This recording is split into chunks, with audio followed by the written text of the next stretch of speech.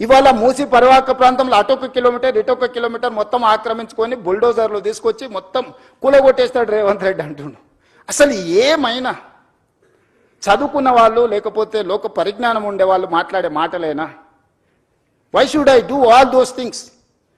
Government of India, central water commission, Jalshakti ministry, they have notified certain norms.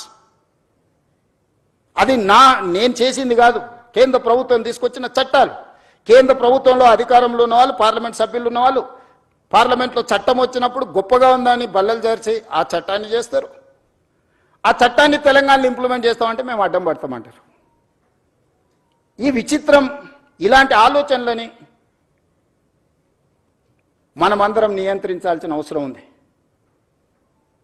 మనం మాట్లాడాలి. బాగున్నది అనుకున్న వాళ్ళేం ఏమనడం లేదు, అడ్డుకోవాలనుకున్న వాళ్ళేం గట్టిగా అరుస్తున్నారు. ఈ రెండింటికున్న చిన్న తారతమ్యాన్ని ఈరోజు నదీ పరివాహక ప్రాంతాన్ని పునరుజ్జీవింపజేయడమే కాదు, నదీ పరివాహక ప్రాంతంలో ఒక సంస్కృతిని, ఒక కల్చరల్ కనెక్ట్ని, ఒక